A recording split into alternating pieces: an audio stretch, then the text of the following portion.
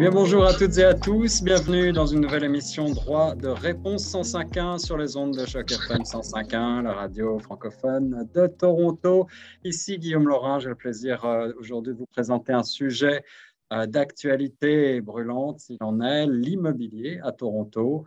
Est-ce que c'est un rêve de riche? C'est la question un petit peu facétieuse qu'on a décidé de poser à des spécialistes du domaine. Autour de la table virtuelle aujourd'hui, j'ai le plaisir de recevoir une foule de real estate agents, comme on dit, d'agents immobiliers ici, avec des domaines un petit peu variés et qui vont pouvoir nous aider à faire le point et voir un petit peu plus clair aussi bien au niveau du marché de l'achat et de la vente qu'au niveau de la location et même au niveau du marché commercial à Toronto et dans le Grand Toronto. On assiste à des transformations. Alors, est-ce que c'est une révolution? C'est ce qu'on va essayer de voir ensemble. Euh, Aujourd'hui, on est dans le cadre de droit de réponse. Je vous rappelle que cette initiative est rendue possible grâce au Fonds canadien de la radio communautaire que l'on salue. Alors, pour commencer, je vais faire peut-être un petit tour de table tout simplement et amener les uns et les autres à se présenter avant de commencer de rentrer dans le débat, dans le vif du sujet. Autour de cette table, j'ai donc le plaisir de recevoir tout d'abord Anaïs Meury. Bonjour Anaïs. Bonjour. Ravi d'être avec vous. Est-ce que vous voulez vous présenter en deux mots? Donc, je travaille dans le domaine de l'immobilier depuis des années maintenant, commencé en France et plus particulièrement depuis que je suis arrivée au Canada, à Toronto, dans le domaine de l'immobilier commercial en tant que responsable de baux commerciaux. Voilà, donc depuis, ça a fait 7 ans maintenant que je suis dans ma compagnie. Alors ça, c'est un domaine pour lequel personnellement, je ne suis pas un expert du tout, mais vous allez probablement pouvoir nous expliquer comment ça fonctionne ici et je suis sûr que les auditeurs vont être intéressés parce que quand on rêve de monter sa compagnie, on rêve aussi parfois d'avoir un local et d'avoir pignon sur rue. Et ben, on va voir avec vous ce qu'il en est. Autour de cette table également, Nelly Debrez, agente immobilière bien connue des ondes de Choc FM. Bonjour Nelly. Bonjour, merci de me recevoir aujourd'hui pour parler de l'immobilier. Je suis dans l'immobilier depuis 25 ans. J'ai commencé ma carrière en France et depuis que je suis au Canada, j'ai continué, spécialisée dans le résidentiel, appartements et maisons. Excellent. Alors voilà, une autre facette du marché de l'immobilier. J'ai également le plaisir de vous présenter, chers auditrices et auditeurs, Madame Laurence Nathalie Jolivet, également agent immobilier. Bonjour. Oui, bonjour à tous. Merci pour votre invitation également. Donc, moi, ça va faire à peu près 11 ans que je suis courtier maintenant immobilier à Toronto.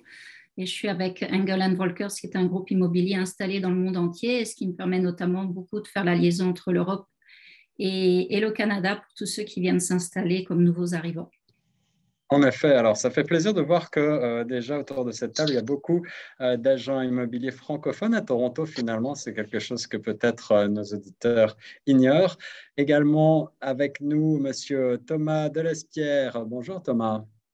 Bonjour, merci de l'invitation. Je m'appelle Thomas Delespierre, je suis agent immobilier à Toronto, dans le résidentiel également. Et puis, je travaille beaucoup avec des investisseurs. Je suis le fondateur de Thomas Del Property Management. Excellent. Alors, on aura l'occasion également d'en apprendre davantage sur le sujet. Pour parler de l'immobilier du côté plutôt maintenant de l'expérience de recherche d'appartements, recherche de lieux de vie, j'aurai le plaisir de poser quelques questions à Laura Ferreira, qui est stagiaire à Choc FM cet été. Bonjour Laura. Bonjour. Voilà, et après avoir présenté l'ensemble de la table virtuelle, eh bien, nous aurons l'occasion tout à l'heure, je pense, de retrouver Nathalie Salmeron qui va co-animer l'émission avec moi et qui a quelques petits problèmes de connexion, mais qu'à cela ne tienne, on va commencer tout de suite en rentrant dans le vif du sujet. Nous sommes en août 2022, à la date à laquelle on enregistre cette émission. L'offre et la demande continuent de s'affronter à Toronto et de faire vivre le marché, mais le marché a sérieusement ralenti depuis le printemps. Les prix continuent à baisser depuis les sommets historiques qui ont été observés en février 2022. Il est vrai que le prix des habitations à Toronto et dans les environs avait vraiment explosé pendant la pandémie de Covid-19. La montée des prix a été plus rapide que jamais. C'est la montée la plus rapide enregistrée depuis celle des années 80.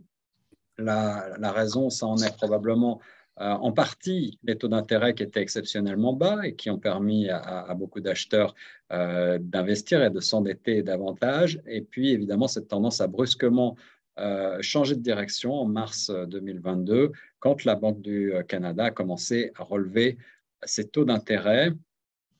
Si on considère le parallèle entre ce qui s'est passé dans les années 80 dans la région de Toronto, lorsque la bulle immobilière a éclaté à la fin des années 80 et que les prix ont commencé à baisser, est-ce que vous pensez que la situation est comparable entre ce que l'on a pu observer donc à la fin des années 80 et ce que l'on observe en ce milieu d'année 2022? Est-ce que quelqu'un voudrait prendre la parole pour commencer à ouvrir le débat sur ce thème? Je veux bien m'y risquer si vous le souhaitez. Pardon, vas-y Nelly, je te laisse la primeur. J'étais pas là en 1980. Moi non plus. Mais je pense que comme tout le monde, on l'a vécu aussi en France parce qu'on a eu exactement la même situation en France. Et je me souviens très bien d'un premier achat dans les années 90, début 90, qu'on avait réalisé en région parisienne. Et effectivement, le marché s'est écroulé, comme il s'est écroulé dans beaucoup de pays, etc.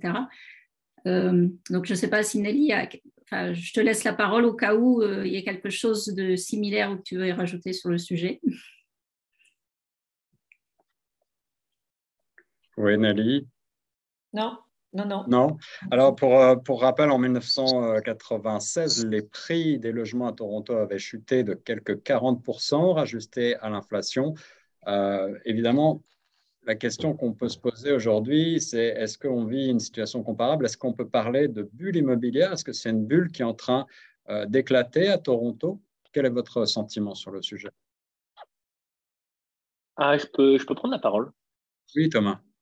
Alors, je ne pense pas qu'on est dans une situation de bulle spéculative, par exemple, comme la crise des subprimes aux États-Unis en 2008, qui a un peu débordé au Canada. Je pense que les fondamentaux de l'économie sont quand même assez solides. On a, premièrement, un des gros facteurs de l'augmentation des prix immobiliers depuis ces dernières années, c'est l'immigration. Je vois qu'on est beaucoup d'immigrés autour de cette table. Là, cette année, le Canada veut 450 000 nouveaux PR. L'année dernière, on est à 410. La moitié arrive en Ontario. On ne construit pas assez de logements pour absorber un peu toute cette demande. Donc là, par exemple, ce qu'on voit, c'est qu'on a le marché de la vente qui est en chute, mais d'un autre côté, on a le marché locatif qui est en train d'exploser. Il y a certains pockets, on est à plus 20%. Donc, c'est vraiment, il y a un réajustement de gens qui décident, finalement, je ne vais pas acheter, je vais louer, mais les gens sont là, les gens ont besoin d'un toit. L'économie est encore florissante. Donc, c'est juste que là, on a un réajustement. Un des mandats, comme vous l'avez signalé, de la Banque du Canada, c'est de contrôler l'inflation. Et là, tant que l'inflation n'est pas à 2-3%, ils ont dit qu'ils allaient continuer d'augmenter les taux d'intérêt. Et forcément, ça vient un petit peu calmer les ardeurs pour les acheteurs. Mais je ne pense pas qu'on est dans une bulle spéculative. C'est juste un réajustement. Mais je pense personnellement que ça va peut-être prendre 12 à 18 mois avant qu'on voit le marché un petit peu absorber ces nouvelles taux d'intérêt successifs et puis retrouver un équilibre un peu plus normal. Alors Thomas, vous avez anticipé pas mal de mes questions. Sur la question de la spéculation, justement, on a beaucoup parlé, on a beaucoup entendu ces dernières années dire que la spéculation était une des causes de la flambée des prix. C'est vrai à Toronto, c'est vrai dans d'autres villes au Canada. On parle de Vancouver et Montréal notamment, mais pas seulement. Est-ce que c'est vraiment de spéculation qu'il s'agit ou est-ce que c'était une poussée naturelle du marché avec justement les nouveaux acquéreurs venus massivement de l'immigration dont vous avez parlé? Alors, je ne suis pas sûr de comprendre la question. Est-ce que spéculation, est-ce que c'est la cause du problème?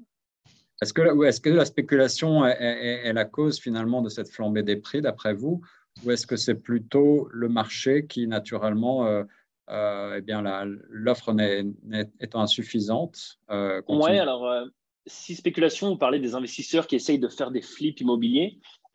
Effectivement, il y a une partie des acheteurs qui étaient des investisseurs et certains qui achetaient, qui rénovaient, qui essaient de revendre, mais c'est quand même une partie assez minime du marché immobilier. Ce qui vraiment a poussé l'augmentation des prix massifs qu'on a vus depuis le Covid, c'est comme vous l'avez signalé, c'est les taux d'intérêt qui étaient extrêmement bas. Donc, en fait, on a vraiment augmenté la capacité d'achat des ménages. Et du coup, on a vu beaucoup plus d'actions sur le marché immobilier. Et si vous couplez avec ça le fait qu'avec le Covid, les gens sont restés chez eux confinés pendant 1 an, 2 ans, où les gens ont travaillé de la maison, donc ont vu leurs besoins immobiliers un peu augmenter, puis se dire, bah, je ne peux pas aller en vacances, je ne peux pas aller au restaurant, je suis tout le temps chez moi, peut-être que j'ai besoin d'un autre logement, peut-être que c'est le moment de faire une décision. Donc, quand vous couplez ça avec les taux d'intérêt, c'est vraiment ça qui a poussé le marché immobilier plus que des investisseurs purement spéculatifs. Quelles sont les questions qui reviennent le plus souvent chez vos clients, puisque vous êtes tous presque professionnels là, du monde immobilier? Quelles sont les inquiétudes, quelles sont les questions en ce moment qui vous reviennent le plus souvent? Le marché est un peu saturé là parce que les intérêts d'emprunt ont tellement augmenté que ça bloque à la fois les vendeurs et les acheteurs parce que les vendeurs sont un petit peu obligés de baisser leurs prix, mais les acheteurs ont une capacité d'emprunt qui est plus basse puisque les intérêts d'emprunt augmentent, ce qui fait que ça n'arrange personne en fait. On comprend le gouvernement qui a besoin de prendre des réglementations à cause de l'inflation, bien entendu, mais ça n'aide absolument ni les vendeurs ni les acheteurs dans ce cas de figure. Depuis longtemps, d'ailleurs. On n'avait pas vu ça depuis longtemps, où ni les acheteurs, finalement, ni les vendeurs s'y retrouvent. Et pour rejoindre ce que disait Thomas préalablement, ce n'est pas qu'une question de, comment dirais-je, pour les investisseurs qui veulent flipper leurs propriétés après les avoir retapées, c'est quand même aussi une forte demande. Hein. Ça a toujours été la demande qui était au-dessus des offres, donc ça a toujours fait monter les prix. Par ailleurs, Toronto est quand même une ville où il fait tellement bon vivre que beaucoup d'immigrants nous rejoignent, nous en faisons partie, et ça n'a fait qu'ajouter à la valeur vénale des biens immobiliers finalement. Alors, si je vous comprends bien, cette situation, on aurait pu croire qu'elle serait profitable en quelque sorte à certains parce que l'accessibilité dont on parle souvent serait quelque peu améliorée par la situation. En réalité, il ne faut pas trop se réjouir, si je comprends bien. Exactement, parce que ça vous donne moins d'affordability. C'est ça, Vous avez une capacité d'emprunt qui est allégée. Les gens qui pouvaient s'offrir avant l'augmentation des intérêts une maison à 1 million, un appartement à 1 million, ne peuvent plus maintenant emprunter qu'à 800 000. Donc finalement, c'est un peu le chat qui se mord la queue. Le marché est un peu saturé et en plus de ça, vous nous interviewez à un moment donné où c'est un peu difficile à en parler parce que juillet et août sont de toute façon des mois qui sont peu porteurs. On est en plein été, les gens sont partis en vacances, donc c'est pas tout à fait relevant. Alors, il est vrai moins de propositions sur le marché, moins d'offres, mais Par la force des choses, oui, parce que c'est l'été. Est-ce que malgré tout, ce serait peut-être pour certains le bon moment pour tenter de rentrer sur le marché, tenter de négocier un bon prix, d'après vous? Je vais laisser parler mes confrères et mes consoeurs, mais oui, bien sûr. Je pense qu'il y a toujours une opportunité à chaque fois. Un marché à la baisse va entraîner des opportunités pour certains, un marché à la hausse également. On peut avoir des gens aujourd'hui qui ont de l'argent disponible, qui sont beaucoup moins dépendants d'un prêt immobilier et donc justement obligés qui sont un petit peu justement indépendants de cette hausse des taux hypothécaires et pour lesquels effectivement dans ces cas-là il y a, je pense, quelques affaires à faire. Quand je dis quelques affaires à faire maintenant, c'est peut-être pas maintenant, mais c'est encore un petit peu plus tard et laisser le temps encore continuer à filer. Si je prends mon exemple personnel, hein, on a vendu un triplex, c'était au mois d'avril. Aujourd'hui, j'ai décidé de faire un investissement et je pense que je ne suis pas la seule dans cette situation d'avoir vendu et d'être prêt à réacheter. Et dans ces cas-là, aujourd'hui, on attend que le marché le soit encore plus favorable quand on est positionné côté acheteur. Alors, quand on est positionné côté acheteur, justement, quelles seraient vos recommandations peut-être dans un cas comme le vôtre?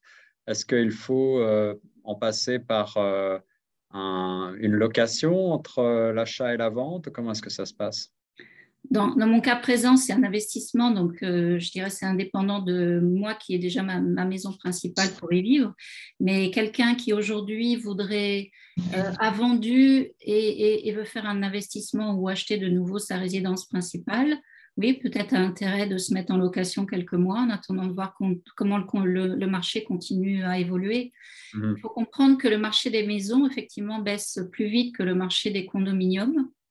Alors, j'allais vous poser la question justement sur le différentiel entre les différents types de logements. Donc, vous voulez que j'explique un petit peu les différences qu'on peut constater entre les deux segments de marché? Avec plaisir, avec plaisir. Donc, entre les maisons individuelles et les condos, lesquels sont les plus touchés? Aujourd'hui, je pense que ce sont les maisons, mais il faut aussi considérer que ce sont les prix des maisons qui ont le plus fortement évolué à la hausse au cours de la pandémie. Donc, pour revenir juste 2 minutes sur le discours qu'on avait précédemment en parlant de spéculation, tout dépend de la définition qu'on donne au mot de spéculation. Si aujourd'hui, le mot spéculation, c'est dire qu'il y a juste une forte différence entre l'offre et la demande, on avait une très, très forte demande pendant les périodes de Covid. Et donc, ça a entraîné des hausses de prix de 20-25% selon les quartiers de Toronto. Et donc, aujourd'hui, on commence à revoir des prix qui sont plus dans les normes de ce qu'on a constaté il y a un an et demi. Donc, quelque part, je considère plus ça comme une correction, peut-être finalement qui n'est pas plus mal, parce que ça va permettre aussi à revenir à des prix de marché un peu plus corrects. Donc, ça, c'est la réalité pour les maisons à Toronto. Sur les appartements, on constate moins cette baisse de prix nette. On a une baisse des prix qui serait plutôt de l'ordre de 3-4% par rapport au mois dernier, et malgré tout des prix de condos qui sont encore plus élevés qu'il y a un an. Si je prends juste la ville de Toronto, je ne parle pas du GTA en général, je parle vraiment de la ville de Toronto. Donc les prix de condos ont continué à progresser sur un an, sont en baisse par rapport au mois dernier. Ça, c'est ce que nous disent les chiffres de la Commission immobilière de Toronto. Donc, ça veut dire que le condominium reste toujours le logement, j'allais dire, préférable ou un peu plus facile d'accès pour de nombreux acheteurs. Déjà parce que le montant d'achat en valeur absolue, bien sûr, est bien moindre.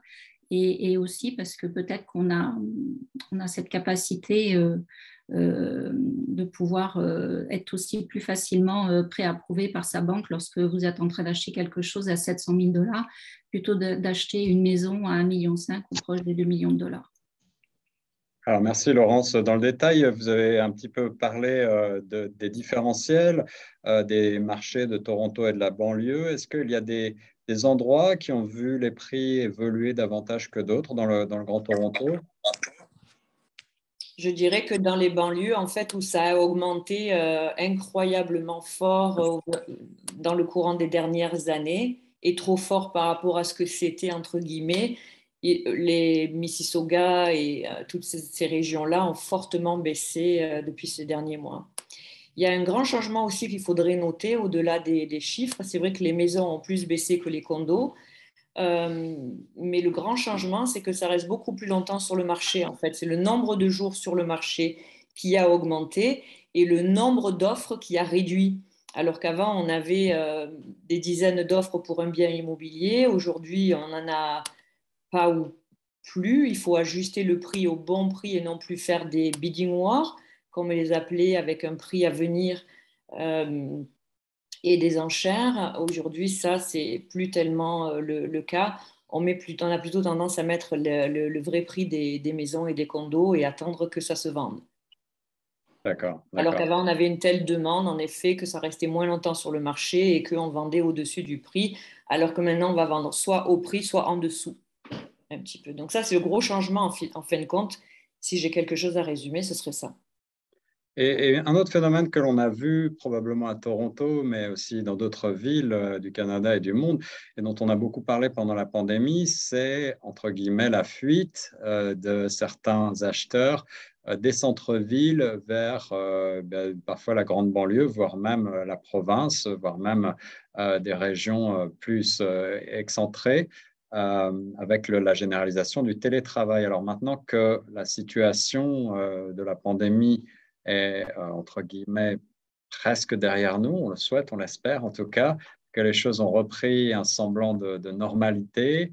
Est-ce que vous observez là aussi des changements sur le marché? Est-ce que les gens euh, sont toujours à la recherche de biens dans la ville intramuros ou également parfois prêts à partir assez loin en banlieue?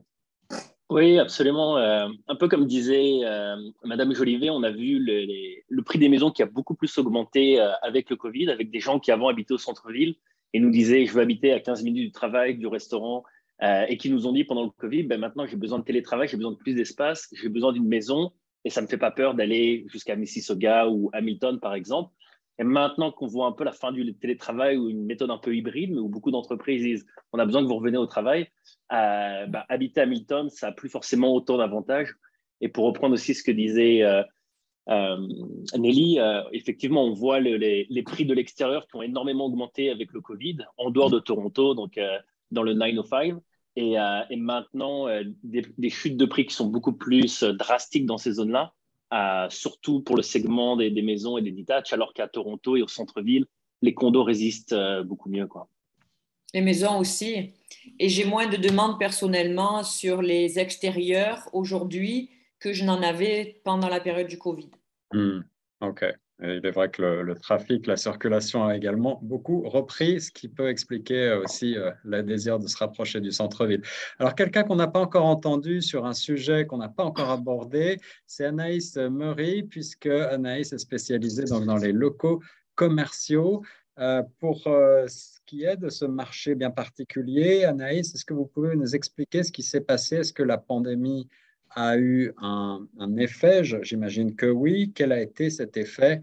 Et est-ce que le marché de l'immobilier professionnel suit, entre guillemets, la même tendance que l'ensemble du marché dont on vient de parler? Alors, oui, effectivement, on est passé par beaucoup de périodes d'insécurité avec les débuts du Covid. On ne savait pas du tout où on allait. Tous les magasins, les centres commerciaux fermés. Il y a eu beaucoup de locataires qui ont été en difficulté pour payer leurs revenus. Donc, heureusement, l'État a pu contribuer à aider une certaine hauteur Oui. pour tout ce qui est loyer. Beaucoup de business ont fait faillite. Après, au niveau des grosses boîtes, il n'y a pas trop eu d'impact. Donc, mais au final, il y a eu moins de dégâts que ce qu'on aurait pu penser au tout début. Donc, et puis on assiste maintenant vraiment, on voit bien que les gens ont envie quand même de recontinuer à faire leurs courses en présentiel, d'aller au magasin, de dépenser. Donc, c'était assez rassurant par rapport à ça. Par contre, là où il y a quand même pas mal d'interrogations, c'est au niveau de tout ce qui est bureau, office, puisque, comme vous l'avez souligné un peu de temps auparavant, on est en modèle hybride. Donc, toutes les entreprises ont besoin de peut-être moins d'espace, mais c'est encore des choses qui sont à définir. Donc, la plupart des grandes entreprises commerciales maintenant ont tendance à diversifier en fait leurs investissements. Donc, on va plus s'orienter vers des modèles en fait de ce qu'on appelle des mixed use, des condos en fait d'habitation et de commerce également, donc restaurant où il y a vraiment une expérience en fait type communauté. Donc, on voit quand même depuis le Covid qu'il y a un switch au niveau du modèle sociétal, en fait, où maintenant les grosses entreprises essayent de suivre un peu tout ça. Donc, on est encore dans l'incertitude, mais financièrement parlant, ça reste, on se stabilise. Voilà. Et pour quelqu'un qui, comme moi, n'y connaît presque rien en termes de marché immobilier professionnel, on entend parfois dire que les prix sont assez élevés pour des surfaces relativement modeste, surtout dans le centre-ville. Est-ce que c'est vrai? Est-ce que l'abordabilité, là aussi, a bénéficié de la crise, entre guillemets, que l'on vit actuellement ou pas du tout? Non, non, non. Après, au niveau tout ce qui est petit commerce en centre-ville, donc c'est pas un sujet sur lequel je suis vraiment, je m'y connais vraiment. Euh, mais d'après ce que je peux entendre ou lire, les prix des loyers n'ont pas baissé. Effectivement, il y a des commerces qui doivent fermer parce qu'ils ne sont plus capables de payer leur loyer. Mais bon, ça, c'est quelque chose qui a un peu toujours été. C'est le problème dans toutes les grosses villes, que ce soit Paris, Toronto.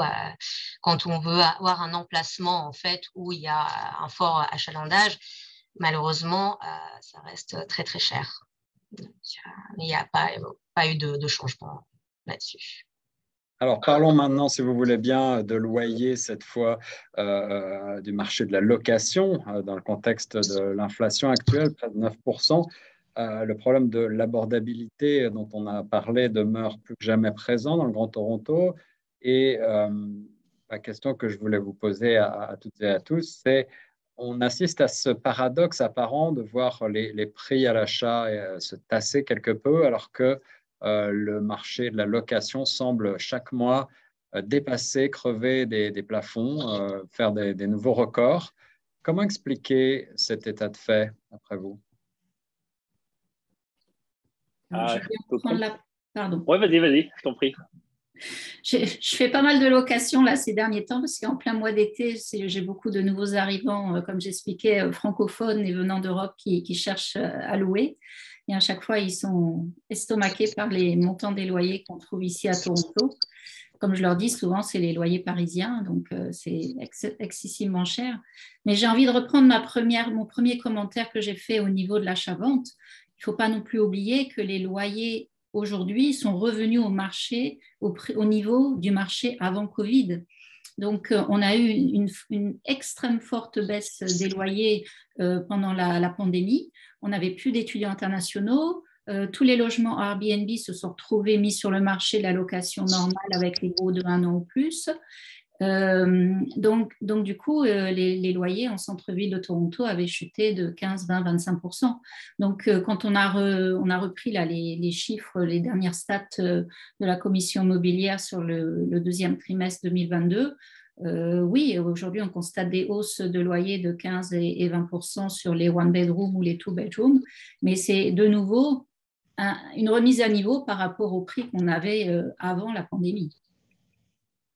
Cette inflation des prix, jugulée avec le reste de l'inflation, combinée plutôt avec le reste de l'inflation, fait que effectivement l'abordabilité demeure un problème de plus en plus pressant. Alors on entend depuis plusieurs mois des idées autour du prix abordable, des logements, création de logements à prix abordable.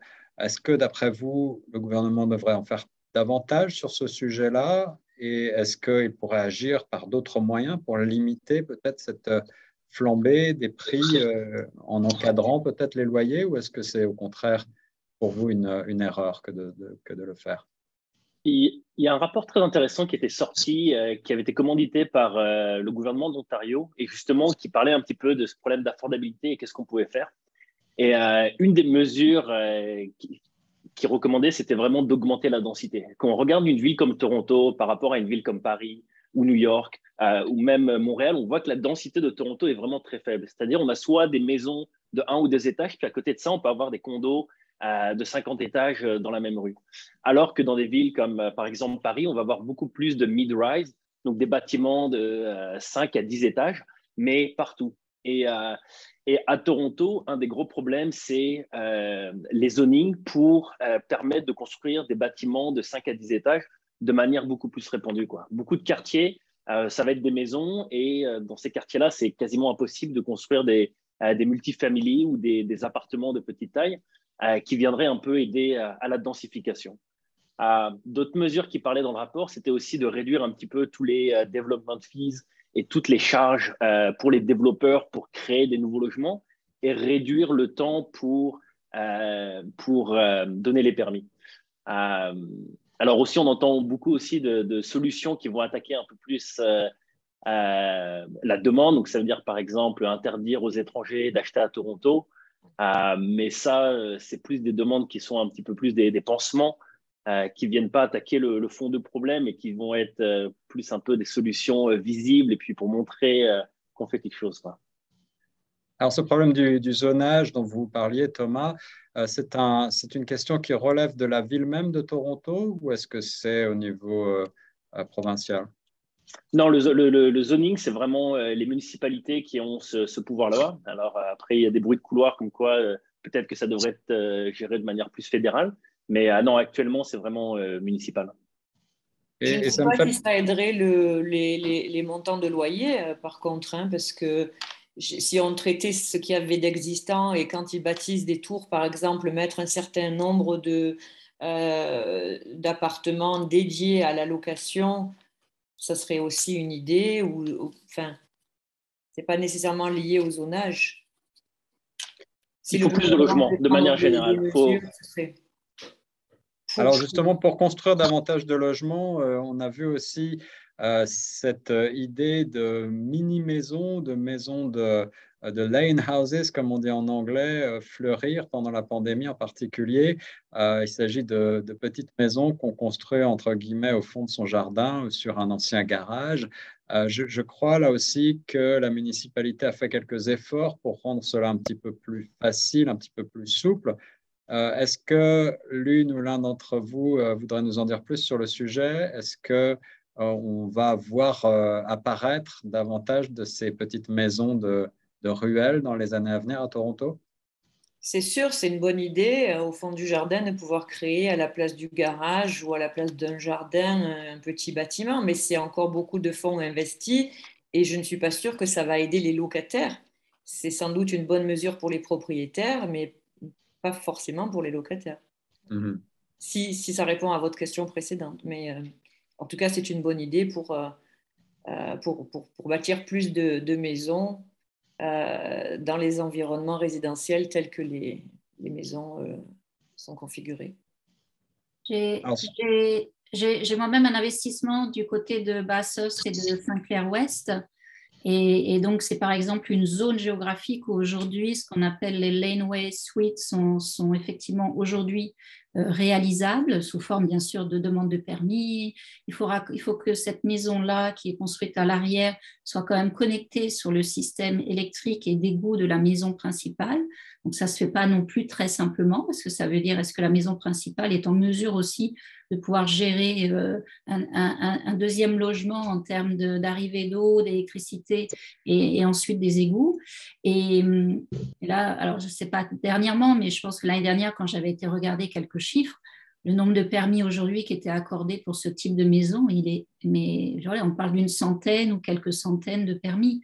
Donc ça reste aujourd'hui quelque chose qui est réalisable sur un plan administratif, mais aujourd'hui qui n'a pas trouvé son public pour que ça soit réalisé, parce que je pense qu'il y a des coûts de construction importants.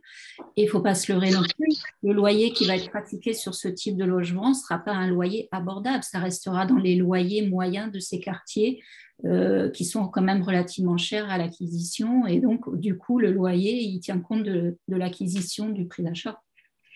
Du coup, de la construction. Donc, c'est en vrai que effet. c'est déjà beaucoup d'argent pour faire l'investissement en lui-même, mais après, le loyer, Laurence a raison, va suivre derrière. Ça va pas aider les locataires.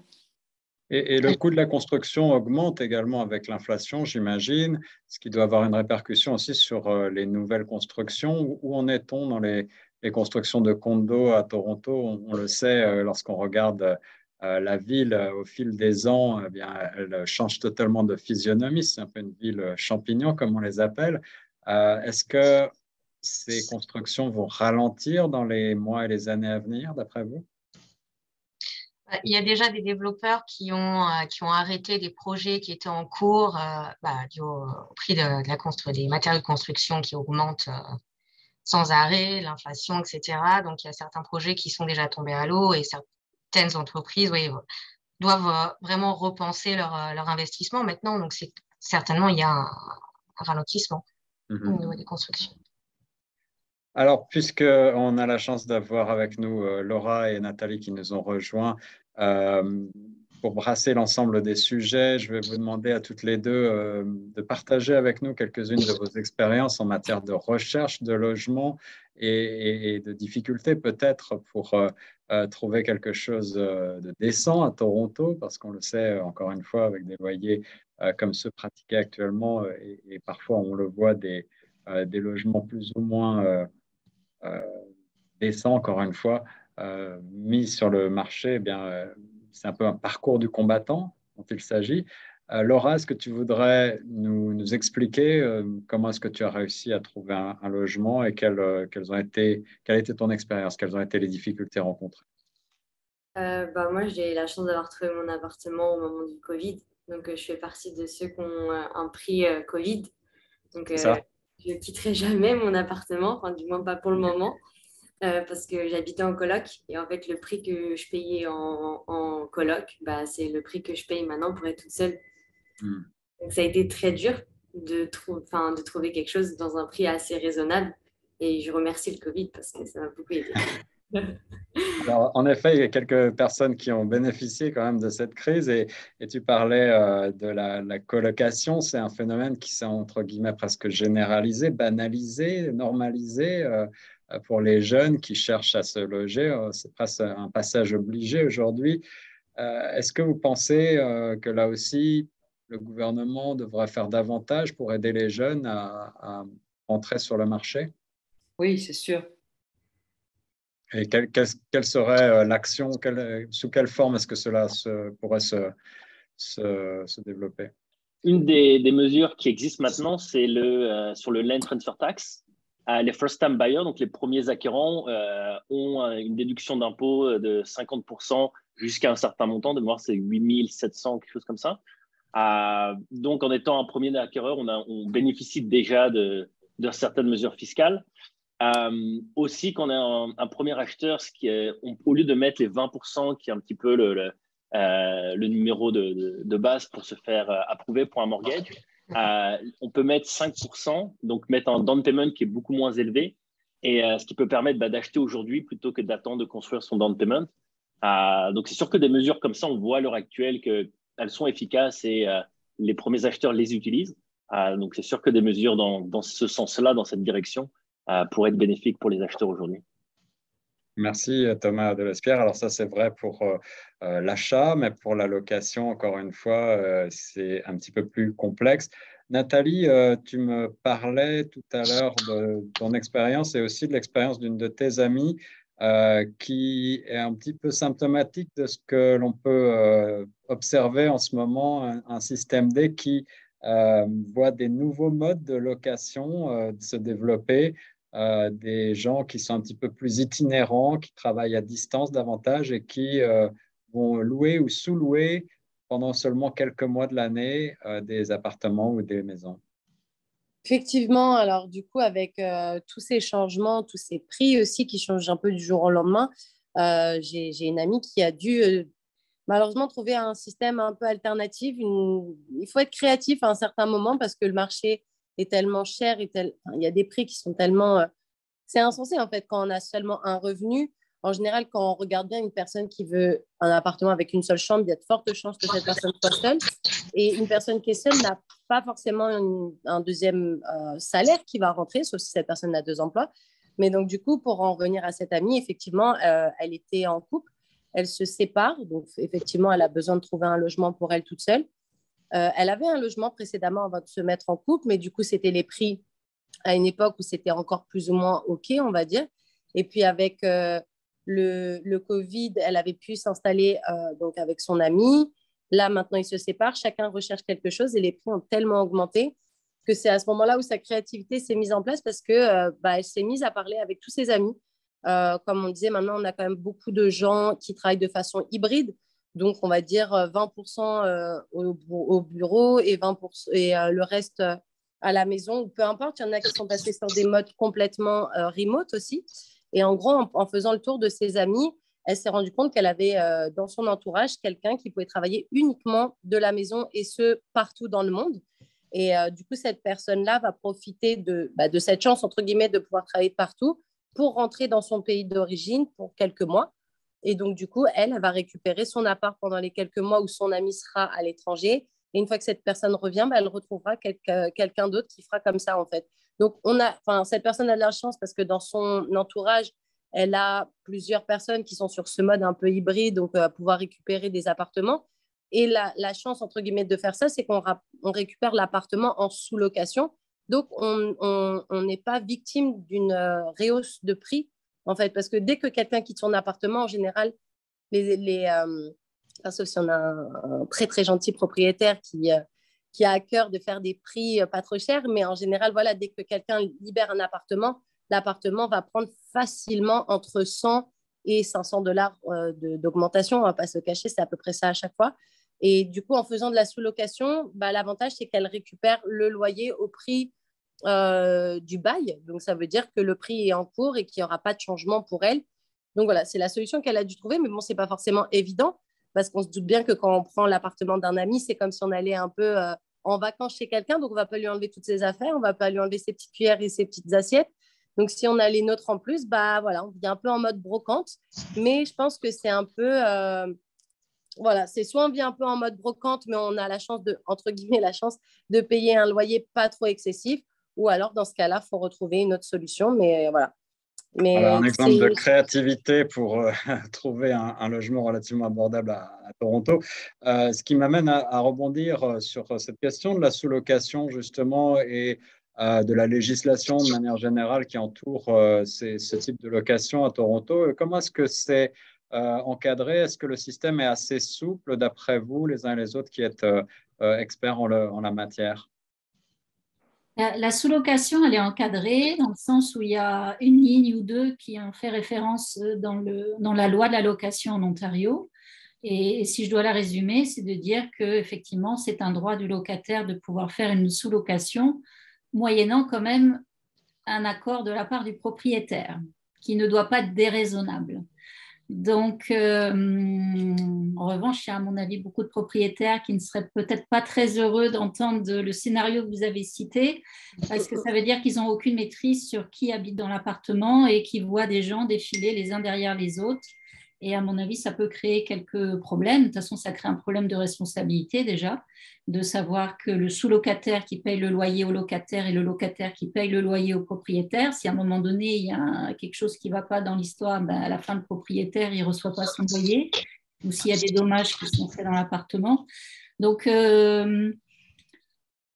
voilà, c'est un peu mon commentaire et l'expérience que j'ai, c'est que du côté de locataire, oui, c'est un droit, mais du côté du propriétaire, c'est souvent un droit qu'il voudrait refuser ou qu'il refuse tout simplement en disant il est hors de question que, hormis les gens qui sont sur le bail, personne d'autre n'a le droit de vivre de façon permanente dans l'appartement.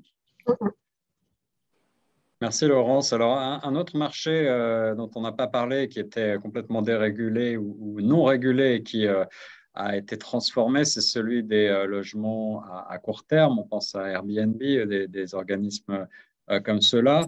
Avec la pandémie, bien entendu, j'imagine qu'un frein a été mis à ce type de location de très courte durée. Est-ce que les choses là aussi ont repris un cours normal? Est-ce que ce type de location présente toujours un intérêt à Toronto, d'après vous, peut-être en termes d'investissement pour quelqu'un qui voudrait acheter pour louer à court terme? Dans le marché des condos, pardon, vas-y Thomas. Non, c'est extrêmement régulé maintenant. On ne peut pas être un host Airbnb, sauf si c'est son logement principal et seulement la moitié de l'année. Donc, on ne peut pas le louer plus que la moitié de l'année, 6 mois. Donc, et si ce n'est pas dans un basement. Les basements sont interdits pour le Airbnb aussi. Ah oui. Voilà. Et dans les condos, il y a l'écrasante majorité des condos qui n'autorisent pas le Airbnb. Donc, il y a très peu de condos qui fitent un peu ces critères-là. Donc, en fait, en termes de stratégie d'investissement, c'est un petit peu du bricolage, quoi. On peut réussir à en faire un petit peu, puis avoir un petit peu des bons cash flows par rapport à ça, mais ce n'est pas une stratégie qui est viable et qui est possible de grossir à grande échelle. Bien, merci Thomas pour cet éclaircissement. De mon côté, je pense avoir fait le tour des questions que j'avais envie de vous poser aujourd'hui. Nathalie, est-ce que tu avais d'autres questions pour nos invités experts en domaine immobilier? Alors oui, moi j'aurais juste une petite question en fait. Quelles sont les questions que vous avez le plus souvent de vos clients en fait? Est-ce qu'il y a des questions qui sont apparues après la pandémie? Est-ce qu'il y a des nouvelles questions que vous avez souvent de la part de vos clients, que ce soit pour de l'achat ou de la location? Oui, une question récurrente, c'est est-ce que c'est le bon moment? Pour l'achat, pour l'achat peut-être que pour la location du coup, non? Les deux, Pour là, que ce tout. soit Ok. pour acheter ou pour vendre. Est-ce que c'est le bon moment, Nelly? Dois-je attendre? Que faut-il faire, en fait? Ça, c'est la question que se pose la majorité des gens. Je pense que mes confrères et mes consoeurs me diront la même chose.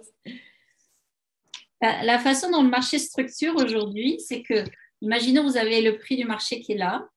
Vous avez toujours des vendeurs qui aimeraient être encore avec les prix qu'on a connus il y a quelques semaines ou quelques mois. Et à côté de ça, pour avoir mis une maison en vente sur l'e-side à un moment donné, j'ai reçu des appels d'agents immobiliers qui me disaient, voilà, je vous propose 1,6 million, 2,6 millions, enfin des prix qui étaient mais tellement en deçà du prix, entre guillemets, marché. Et on est bien d'accord que ce prix marché aujourd'hui, il évolue chaque jour. Donc il y a un tel écart aujourd'hui entre les aspirations d'un vendeur qui est toujours dans le modèle avant et des aspirations d'acheteurs qui sont positionnés sur un marché qui pensent qu'il va continuer à baisser et qui veulent profiter de cette baisse de marché, que c'est effectivement l'autre question souvent, c'est voilà, c'est quel est aussi le bon prix si je dois vendre ou si je dois acheter. Il y a une métaphore que j'aime bien, c'est le marché immobilier, c'est un peu comme la météo. Il peut pleuvoir, il peut faire beau, il n'y a pas de bonne ou de mauvaise météo. Il faut juste être bien équipé. Donc, soit on prend un parapluie, soit on prend des lunettes de soleil. Il faut juste savoir naviguer le marché dans lequel on est, puis selon sa situation personnelle, et puis évidemment être bien accompagné pour naviguer. Alors, pour conclure et rebondir sur le thème qu'on a donné à cette rencontre aujourd'hui, l'immobilier à Toronto, un rêve de riche, point d'interrogation. Quel est votre sentiment là-dessus? Est-ce que il faut rentrer dans le marché malgré tout le plus tôt possible lorsqu'on est jeune? Est-ce qu'il faut tenter de rentrer dans le marché dès que l'on peut? Est-ce que c'est bien d'un rêve de riche dont on parle ou est-ce que vous pensez que cette question d'abordabilité de l'immobilier à Toronto, euh, elle est identique à ce que l'on peut finalement observer un peu partout et que le marché de l'immobilier torontois n'est pas particulièrement plus cher qu'ailleurs. C'est C'est un ça. marché cher, mais il y avait une étude intéressante qui avait été faite par Royal Lepage qui comparait si on était locataire ou propriétaire. Est-ce que financièrement, c'était une meilleure décision de louer ou d'acheter? Et dans 90% des cas, acheter était une meilleure décision financière pour la construction de son patrimoine plutôt que de louer. Et puis les 10% restants, souvent, c'était des propriétés un petit peu de luxe. Et vraiment, il y a d'autres études qui ont montré que d'être propriétaire, c'est vraiment un véhicule de richesse. Et si vous pouvez le faire, c'est pas facile, mais essayez de le faire et sur le long terme, vous serez content d'avoir pris cette décision à l'heure d'aujourd'hui. Et le plus tôt sera le mieux, en fait. Si j'ai un bon conseil à donner à tout le monde, c'est d'essayer d'épargner de l'argent le plus tôt possible pour pouvoir acheter. Ça n'a jamais été facile d'être propriétaire. Nos grands-parents ont eu la tâche difficile, nos parents aussi. Mais sur la courbe de l'immobilier, depuis que l'immobilier existe, ça ne fera jamais que monter. Il y aura jamais de... Il y a des corrections sans doute, souvent, parfois, qu'importe, mais ça monte toujours quand même. Donc préparez-vous, faites des économies. C'est un long chemin, mais c'est un merveilleux chemin pour soi-même, parce qu'il n'y a rien de plus important quand même que d'être propriétaire de sa maison et d'avoir notre home sweet home. Donc préparez-vous. N'oubliez pas aussi que les grandes métropoles comme Toronto, Paris, Londres, New York sont des endroits où il fait bon vivre, où il y a du travail, il y a une bonne économie, il n'y a pas trop d'insécurité, on a envie d'y venir et pour y vivre. Donc forcément, ce sont des pays qui sont sollicités et qui sont chers. L'offre et la demande jouent aussi beaucoup sur les prix, mais donc il faut se préparer et investir le plus tôt possible pour en récupérer les fruits et ne pas hésiter à acheter quelque chose de plus petit pour revendre quelques années plus tard et acheter quelque chose d'encore plus grand. Et ce faisant, à un moment donné, vous arriverez à une belle propriété. Ne pensez pas pouvoir acheter une propriété à 1,5 million quand vous arrivez dans une grande métropole comme celle-ci. Ça n'existe pas. C'est difficile d'être un propriétaire, ça se prépare. Donc, commencez petit et grossissez avec le temps. C'est un bon conseil que je peux vous donner aujourd'hui. Merci beaucoup, Nelly Debrez sur Choc FM pour ce conseil qui, entre guillemets, je pense, résume un petit peu les choses sur cette question de l'immobilier, en tout cas pour l'immobilier à l'achat. L'immobilier, la pierre, reste un investissement sûr sur le long terme. Je pense que c'est ce qu'on peut conclure de cette rencontre avec nos spécialistes invités aujourd'hui. On avait autour de la table virtuelle Anaïs Murray, spécialiste locaux commerciaux, Thomas Delespierre, également Laurence Nathalie Jolivet et Nelly Debrez, agent immobilier, également pour co-animer Nathalie Salmeron, journaliste à Choc FM, et Laura Ferreira. Merci d'avoir répondu à nos questions. Merci beaucoup. Merci à vous. Merci. Au revoir. Au revoir.